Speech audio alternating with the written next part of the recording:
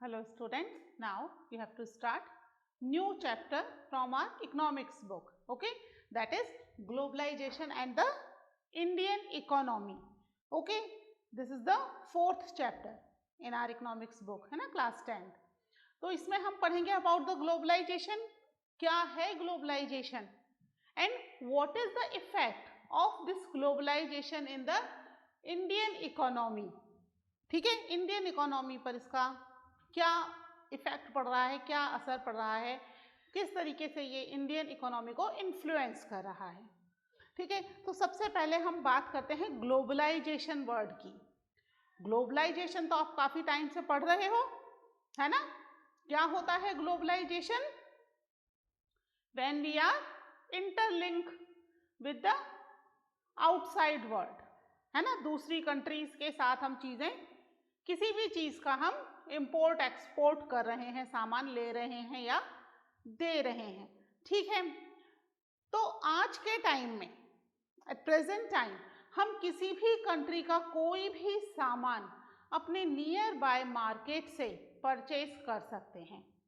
Because of the globalisation सभी चीजें हमें, चाहे वो चाइना का मोबाइल हो, जापानीज मोबाइल हो, या किसी और कंट्री की कार हो, टेक्नोलॉजी हो, कुछ भी हो, है ना, everything we can purchase in our nearby area, आसपास के एरिया में ही हमें मिल जाएगी. एक टाइम था जब इंडिया की सड़कों पर केवल एम्बेसडर और फिएट, ये दो कारें ही दौड़ा करती थी, है ना. और अभी प्रेजेंटली शायद ही वर्ल्ड की कोई ऐसी कार होगी जो इंडियन रोड्स पर नहीं दौड़ती है. हर तरह की कार इंडिया में अवेलेबल है. ठीक है, जितने भी तरह की कारें ऑल ओवर द वर्ल्ड में मैन्युफैक्चर्ड होती हैं, थैंक्स टू ग्लोबलाइजेशन, है ना. बिकॉज ऑफ द ग्लोबलाइजेशन हम कहीं से भी कोई सी भी चीज परचेज कर सकते हैं. ग्लोबलाइजेशन बच्चों ये अभी शुरू नहीं हुआ, है ना. ये एंशिएंट टाइम से हो रहा है, बहुत सालों से हो रहा है.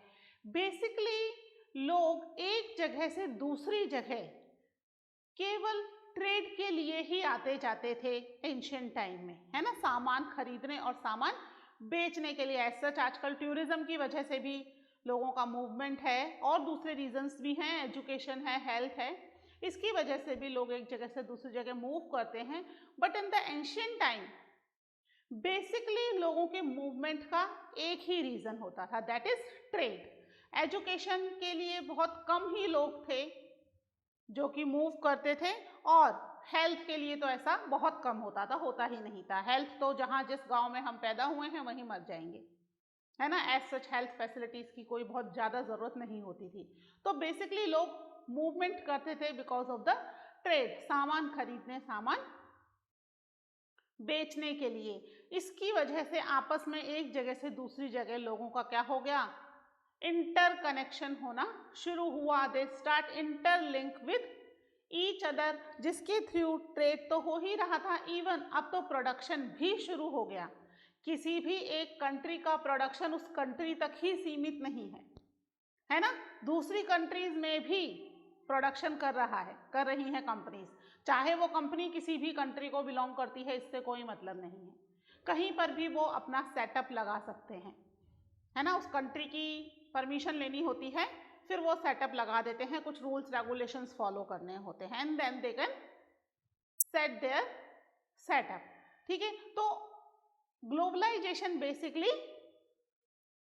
चीजों का आदान प्रदान, या हम कह सकते हैं that interlink with the each other. ठीक है, तो हम पढ़ते हैं अबाउट द ग्लोबलाइजेशन, है ना. ग्लोबलाइजेशन क्या है? मल्टीनेशनल कॉरपोरेशन या कंपनीज का नाम तो सुना ही है.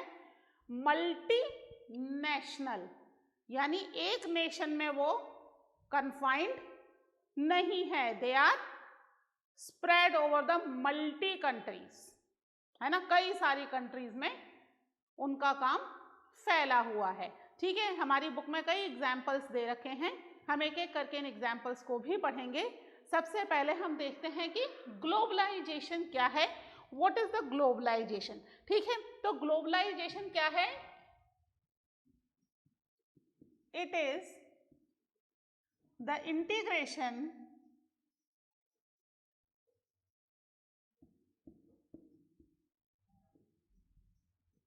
between countries,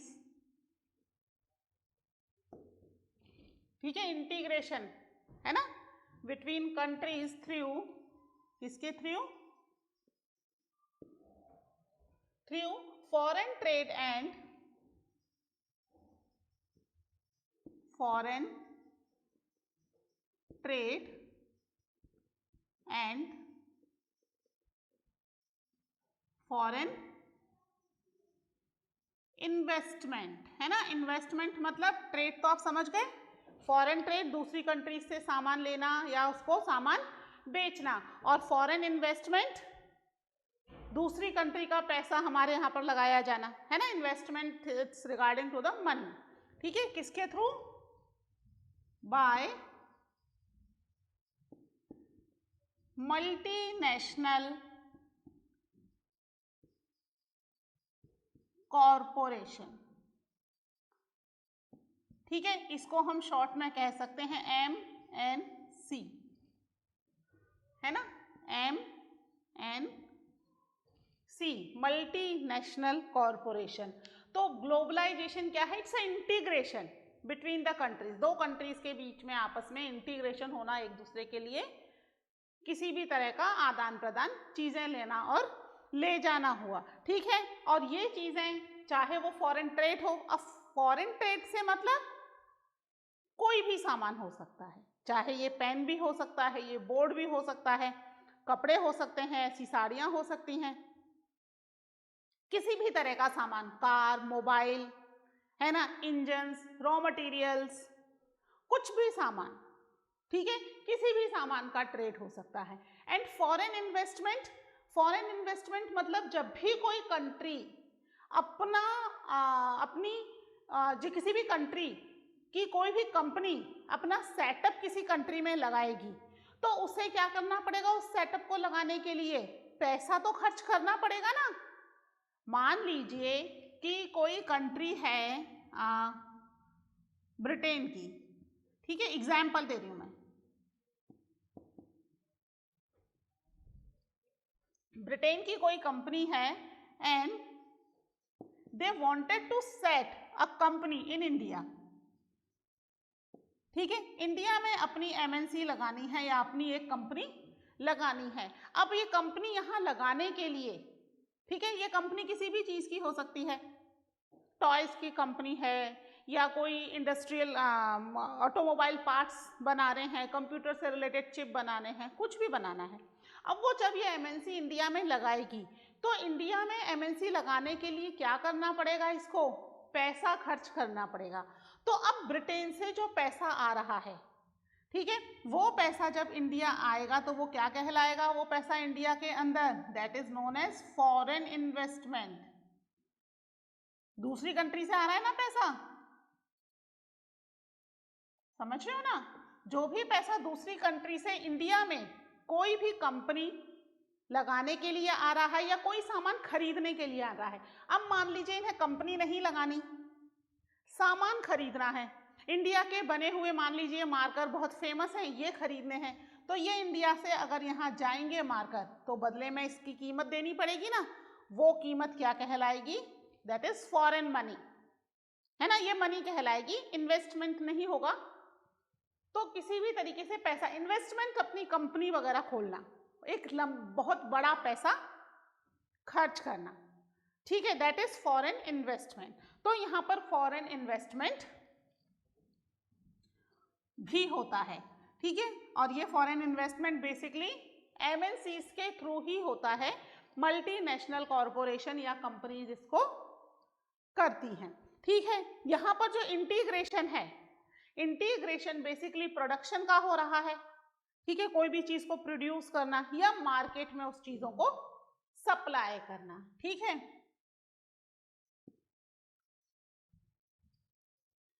integration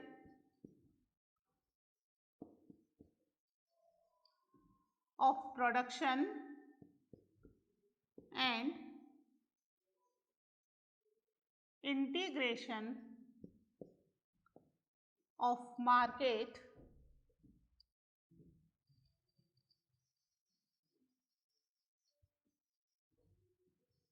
is a key idea to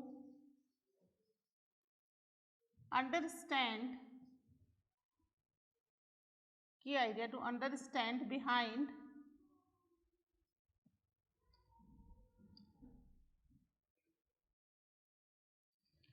the process of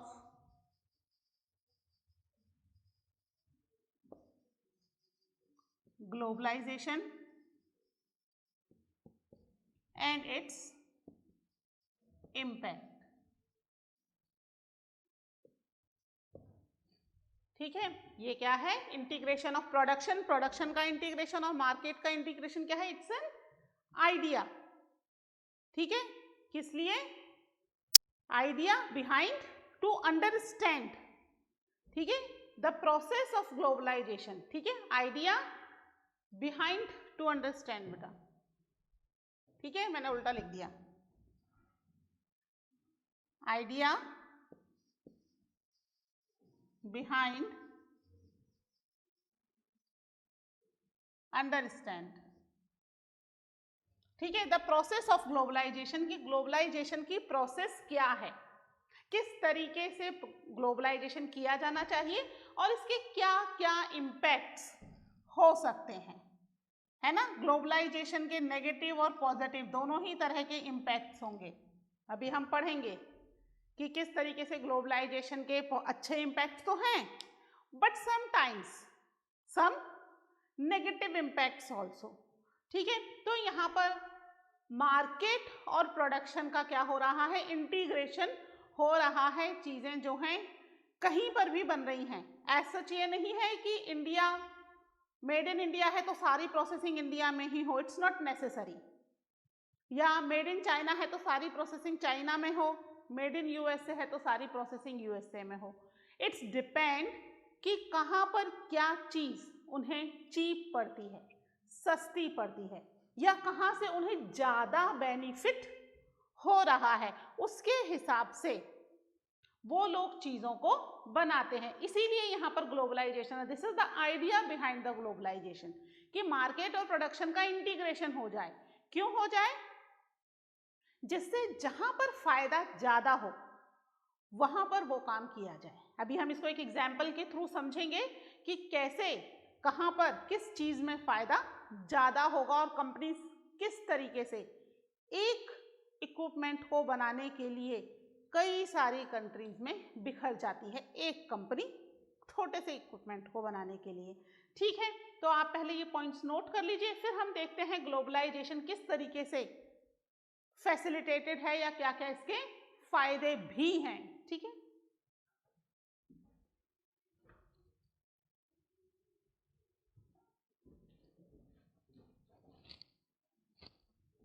ठीक है, आज के टाइम में ग्लोबलाइजेशन बहुत ही इंपॉर्टेंट है ना। चीजें हैं, आइडियाज हैं, टेक्नोलॉजी है, इन्वेस्टमेंट है ना। और चीजें तो आपको समझ में आए ना आए, पर वायरस भी ट्रांसपोर्ट हो रहा है ग्लोबलाइजेशन की वजह से, वो तो आपको समझ में आ जाएगा, है ना। चाइना का एक वायरस पूरे वर्ल्ड में फैल गया, चाइना की एक सिटी में था, वुहान में, है ना। सोचो लोगों का कितना एक जगह से दूसरी जगह आना जाना है, जो एक छोटी सी सिटी में था चाइना की, है ना। China is a big country, उसकी एक छोटी सी सिटी में वायरस, उसने पूरी दुनिया में तहलका मचा दिया। कैसे पहुंच गया ये एक जगह से दूसरी जगह? Through the people. और जहां पर थ्रू द पीपल नहीं पहुंच पाया, वहां थ्रू द ट्रेड पहुंच गया। आपको पता है ना, अंटार्कटिका, जहां पर बेसिकली गिनती के लोग रहते हैं, जो केवल रिसर्च करने के लिए या कुछ स्पेशल पर्पसेस की वजह से वहां पर रह रहे हैं, साइंटिस्ट हैं, कुछ स्पेशल पर्सन्स, वो लोग वहां रहते हैं, कोई ज़्यादा लोग नहीं रहते, है ना। बहुत ज़्यादा लोगों का आना जाना नहीं है, सामानों का आना जाना है भाई, उन्हें खाने पीने और दूसरी चीज़ें तो चाहिए ना, क्योंकि अंटार्कटिका तो क्या है, इट्स अ ग्लेशियर, उसके ऊपर तो कुछ ग्रो होता ही नहीं है ना। वहां पर भी कोरोना के मरीज मिल गए through the globalisation. Because of globalisation ये वायरस पूरी कंट्री में, जिस कंट्री में कोई भी व्यक्ति वुहान से नहीं आया या ना वुहान गया, वहां से कुछ सामान भी अगर ट्रांसपोर्ट हुआ तो सामान के साथ और भी चीजें ट्रांसपोर्ट हो गई, है ना। तो ट्रेड जो है वो पूरे वर्ल्ड में इंटरकनेक्ट है ना। सब जगह सामान एक जगह से दूसरी जगह आ जा रहा है, केवल व्यक्ति ही नहीं सामान भी आ जा रहा है, ठीक है। तो यहाँ पर ग्लोबलाइजेशन जो है वो बहुत सारी फैसिलिटीज भी प्रोवाइड करता है, ठीक है। वायरस को छोड़ दो, वायरस तो अभी आया है, अब चला भी जाएगा, कुछ टाइम की बात है, तो ये चला भी जाएगा, ठीक है। किसी भी चीज़ की जब अति हो जाती है तो उसका डाउनफॉल होने ही लगता है।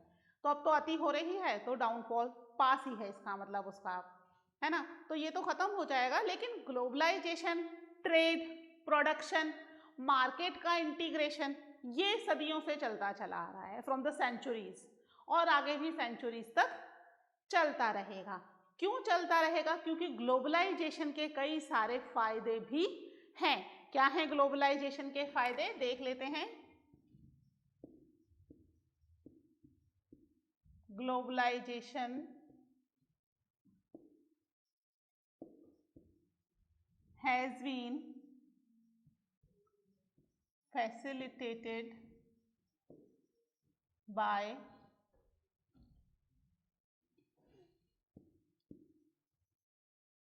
several factors,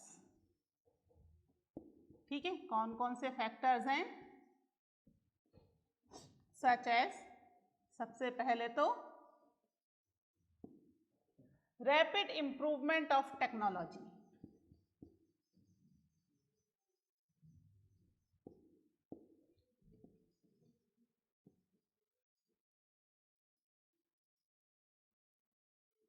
ठीक है। टेक्नोलॉजी का बहुत तेजी से इंप्रूवमेंट होना, यानी टेक्नोलॉजी एक जगह से दूसरी जगह किसके थ्रू पहुंच रही है? थ्रू द ग्लोबलाइजेशन, है ना। किसी भी जगह अगर अपनी इंडस्ट्री या फैक्ट्री लगानी है तो वहां पर जिस भी कंट्री में अच्छी सबसे टेक्नोलॉजी है उसका सामान ज्यादा बिकेगा, है ना। लोगों को लेटेस्ट टेक्नोलॉजी चाहिए, लेटेस्ट फैसिलिटीज चाहिए।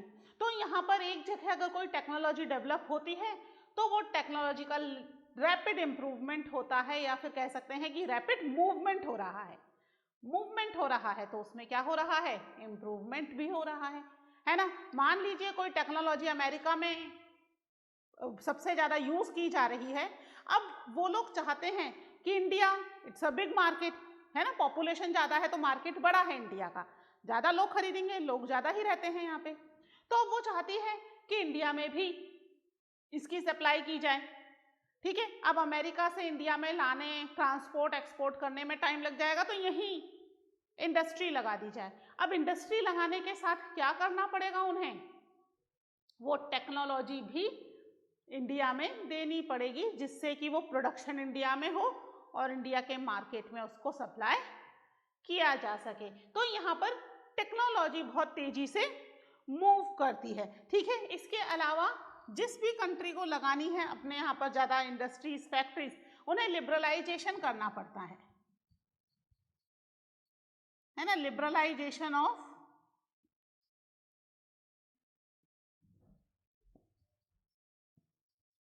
Of trade and investment policies,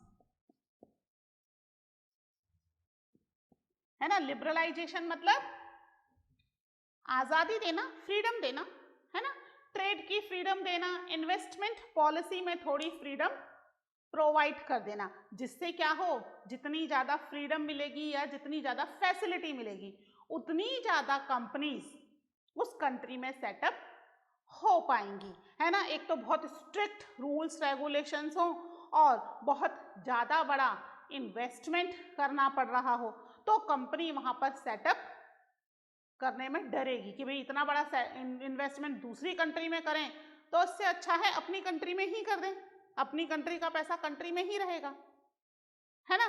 दूसरी कंट्री में वो क्यों इन्वेस्टमेंट करने में खुश होंगे? जब वहां की इन्वेस्टमेंट पॉलिसीज में उन्हें कुछ छूट मिले, कुछ बेनिफिट मिले जो उन्हें उनकी खुद की कंट्री नहीं दे रही, तब फिर वो वहां पर अपनी इंडस्ट्रीज सेट करेंगे।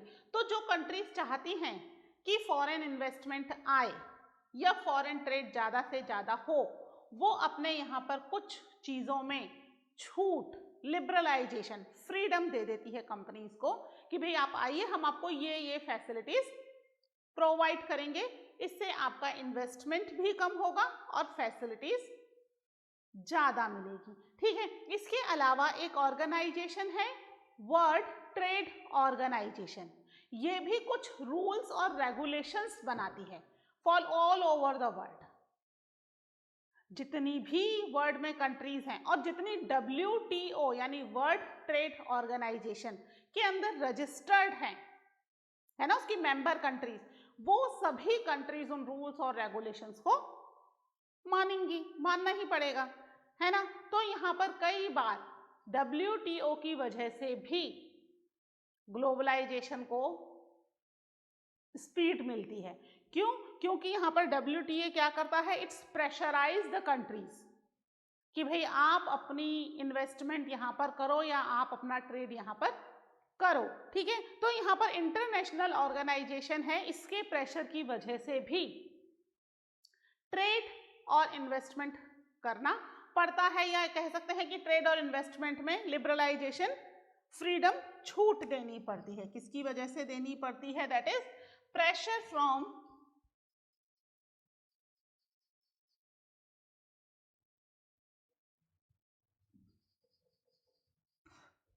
from international organisation. ठीक है। इंटरनेशनल ऑर्गेनाइजेशन जैसे कि कौन सी है? Such as world trade organisation, है ना। हम इसको शॉर्ट में क्या कह सकते हैं? WTO, है ना, वर्ल्ड ट्रेड ऑर्गेनाइजेशन, जो कि क्या करती है, कुछ रूल्स रेगुलेशंस बनाती है जिसे सभी कंट्रीज को फॉलो करना होता है। इसमें लिबरलाइजेशन के लिए भी WTO का प्रेशर होता है कि भाई आप अपनी कंट्रीज में कुछ ऐसी पॉलिसीज बनाइए जिससे कि दूसरी कंट्रीज आपके यहाँ पर ज़्यादा से ज़्यादा इन्वेस्ट करें, है ना। तो इसको आप एक बार नोट कर लीजिए। फिर हम देखते हैं एक एग्जाम्पल के थ्रू कि किस तरीके से एक ही चीज़ के प्रोडक्शन के लिए जो एक नेशन है वो कई सारी कंट्रीज में अपना वर्क करता है। ओके।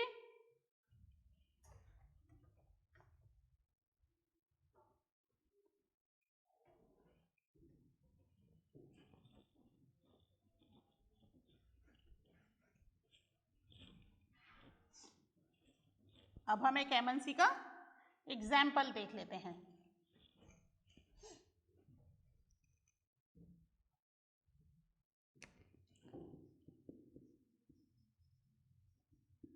ठीक है। एग्जाम्पल है एक इंडस्ट्रियल इक्विपमेंट बनाने वाली कंपनी का, है ना। कोई भी एक इंडस्ट्रियल इक्विपमेंट मान लीजिए, वो एक इंडस्ट्रियल इक्विपमेंट बना रही है। ठीक है। ये जो कंपनी है इंडस्ट्रियल इक्विपमेंट बनाने वाली, that is basically from the United state, है ना। यूनाइटेड स्टेट्स की कंपनी है जो कि इंडस्ट्रियल इक्विपमेंट बना रही है। अब अगर वो अपनी ही कंट्री में फैक्ट्री सेटअप करे इंडस्ट्रियल इक्विपमेंट बनाने की, तो एज यू नो कि यूनाइटेड स्टेट्स के अंदर क्या है, इट्स अ डेवलप्ड कंट्री, है ना, पॉपुलेशन लिमिटेड है, सबकी अच्छी सैलरीज हैं। तो अगर वो यहाँ पर ये अपनी कंपनी बनाएगी तो क्या होगा, जितने भी लोग एम्प्लॉय होंगे उन सबको बहुत अच्छी सैलरी देनी पड़ेगी, है ना, प्रॉपर फैसिलिटीज देनी पड़ेंगी। ठीक है। अब इसके लिए इन्होंने क्या किया, इसने अपना प्रोडक्शन, इंडस्ट्रियल इक्विपमेंट के प्रोडक्शन के लिए जो फैक्ट्री है वो लगाई चाइना में। China is the populated country, बहुत ज़्यादा पॉपुलेशन है और वहाँ के लोगों को काम की ज़रूरत है। जितनी ज़्यादा पॉपुलेशन उतना ज़्यादा काम, है ना। तो यहाँ पर यूनाइटेड स्टेट्स ने प्रोडक्शन यहाँ लगाया क्योंकि यहाँ उसे लेबर कॉस्ट कम पड़ेगी। क्या होगा चाइना में? लो लेबर कॉस्ट, ठीक है, लेबर कॉस्ट उसकी लो हो जाएगी। जैसे ही लेबर कॉस्ट लो हुई, क्या फायदा मिला? यूनाइटेड स्टेट्स की इस कंपनी को फायदा मिला ना, कि जहां सबको सैलरी उसको अपनी कंट्री में 50,000 या 60,000 देनी पड़ रही थी, यहाँ 10-10, 15-15 हज़ार में काम चल जाएगा। यानी एक जने की सैलरी में 3 से 4 लोग ये रख लेंगे यहाँ पे, है ना। तो कितना बड़ा पैसा उसका बच गया, ठीक है। अब ये जब पैसा बचा, ठीक है, ये फायदा हो गया एक तरीके से इसका, इस कंपनी का।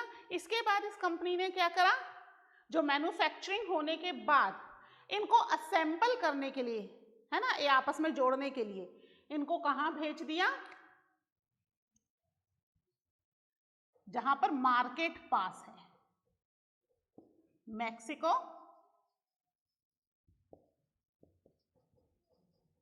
एंड ईस्टर्न यूरोप, यहाँ की कंट्री में भेज दिया, जहां से यूरोप तो पूरा पास है ही, एशिया भी पास है, और फिर इधर निकल जाए तो यूएस भी पास पड़ेगा, ठीक है। तो यहाँ पर मार्केट जो है वो पास हो गया, यानी ट्रांसपोर्टेशन का खर्चा भी कंपैरेटिवली कम हो गया। अगर यूएस से आएंगे तो यूएस से पहले यूरोप, यूरोप से एशिया, या फिर घूम करके आओ, है ना। तो यहाँ से सभी चीजें, अफ्रीका भी पास यूरोप से, अफ्रीका बिल्कुल नीचे, अफ्रीका से सुएज कैनाल क्रॉस किया, एशिया आ गया, है ना। सीधे सीधे चले गए इधर, अमेरिका आ गया, सभी चीजें पास पड़ जाएंगी।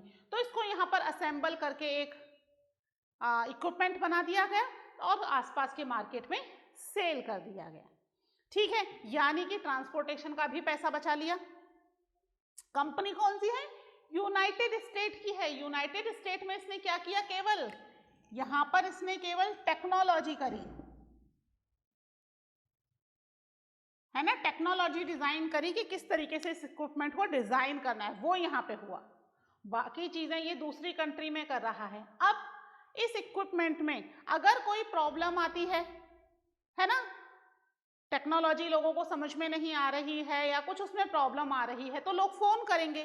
तो इसने क्या किया? अपने कॉल सेंटर इंडिया में सेटअप कर दिए। इंडिया में क्यों कॉल सेंटर सेटअप किए? क्योंकि इंडिया के अंदर चीप स्किल्ड लेबर मिल जाएगी, सस्ती स्किल्ड लेबर, है ना, जो कि ये टेक्नोलॉजी को बहुत आसानी से समझ लेगी। और यहाँ की जो पॉपुलेशन है, एजुकेटेड पॉपुलेशन, कई लैंग्वेजेस में माहिर है।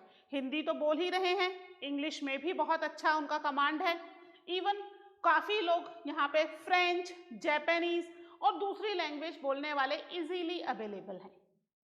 और India is also second largest populated country, तो यहाँ पर भी काम की परेशानी है, तो लोगों को यहाँ पर भी काम चाहिए, है ना। तो यहाँ पर कॉल सेंटर खोल दिए गए, यानी किसी को भी परेशानी होगी ऑल ओवर द वर्ल्ड, वो इंडिया का नंबर डायल करेगा, इंडिया के कॉल सेंटर में फोन करके वो अपनी प्रॉब्लम को सॉर्ट आउट कर देगा। तो इस तरीके से एक यूनाइटेड स्टेट की कंपनी क्या हो गई? It's multinational. कितने नेशन में अपनी कंट्री से टेक्नोलॉजी ली, चाइना में प्रोडक्शन, मार्केट यूरोप के अंदर, और एशिया में इंडिया के अंदर अपना कॉल सेंटर बना लिया। इस तरीके से पूरा सब तरफ उसने अपना, मल्टीनेशनल हो गई ना, सब तरफ अपना काम बिखेरा हुआ है, जहां से जितना ज्यादा प्रॉफिट वो बना सकती है, बेनिफिट, ठीक है। समझ में आया ये एग्जाम्पल? तो इस तरीके से मल्टीनेशनल कंपनीज काम करती हैं, ओके। और हम डिटेल में पढ़ेंगे about the multinational companies but in the next lecture, okay? Till then, take care. Bye.